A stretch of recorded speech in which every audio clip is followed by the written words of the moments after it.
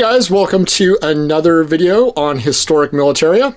Today we're going to be looking at a Swiss M1971 combat helmet, and these are frequently marketed as paratrooper helmets when in fact they really weren't specifically designed for paratrooper use, although the liner does have some features that look kind of paratrooper-ish, but we'll take a look at that in just a second. These were, as the name implies, invented or fielded first in 1971, and they're a very standard steel combat helmet. They replaced the earlier M1918, I believe, and 1918 40 or 41 helmets that the Swiss were using, which was a very distinctive helmet, and they sort of modernized the Swiss military. This one is wearing the cover, which is the TAZ-83 camouflage pattern, also known as Alpenflage or Swiss camouflage. And it's a very, very popular camo pattern with a lot of military collectors because it is so striking.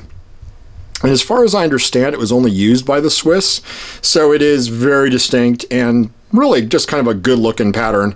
And it really seems to work in the Swiss landscape with the Alps and just sort of the kind of terrain that you're dealing with there. It's a standard drawstring to tighten at the rear, and it attaches to the helmet with just hooks. So it's a very simple system. As you can see, the hook goes on the helmet, and you just kind of force that down, and then you use your drawstring to tighten everything up. Looking at the liner, you can see why people think this is a paratrooper helmet. You've got a really sort of overcomplicated chin strap, which attaches here and here, and then goes into a Y here. And here's your connector. And on the other side, you've got sort of the same setup, a little simpler. And this just connects right like so. Doing this one-handed is always fun. And that would just connect like that. A lot of these you will find named with a name tag in it. This one does not have it. And it's just kind of cool. The original owner's name is in it and everything. It's a very high quality liner. This is high quality leather, as you would expect from Swiss manufacturing. Really a nice helmet. And it sort of brought the Swiss, as I said, up to date from their original M1918 and 1840 or 41 helmets.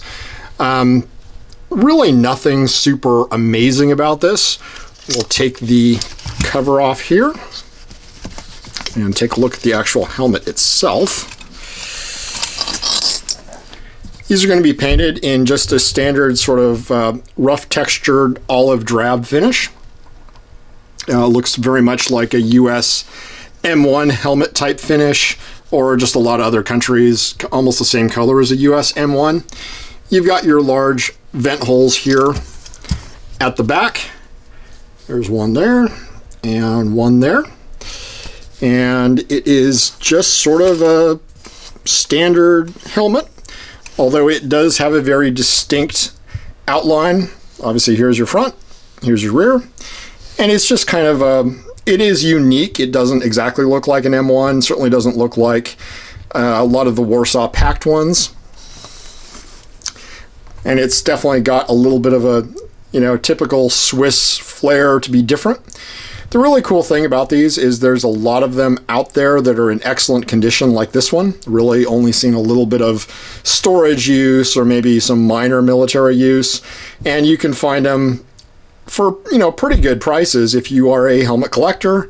The Swiss have surplus these out now, and they have been, I believe, since about the 1990s, they've been replaced by the Schutzhelm 04, which is a Kevlar helmet. Like most countries, the Swiss are going away from steel to Kevlar. And this is a great time to be a helmet collector because you can buy surplus items like this for relatively inexpensive, and you've got a really cool piece of history.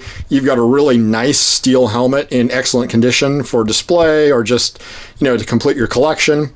And really, you're not out hundreds and hundreds of dollars like you would be for a German World War II helmet, or even now a US World War II helmet is getting pretty pricey.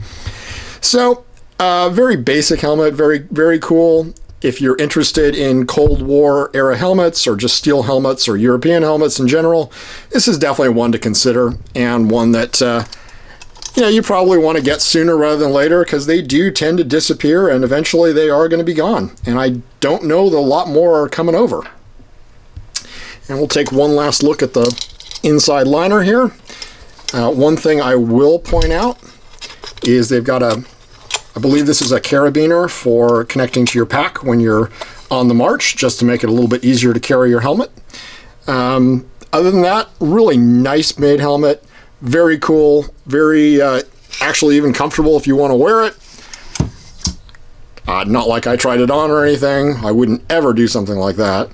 And you can get the covers and everything and just have a really nice, complete little bit of history. Thanks for watching. If you enjoy what you're seeing, like and subscribe, and we'll be putting up plenty more helmets and militaria in the coming days. Thank you.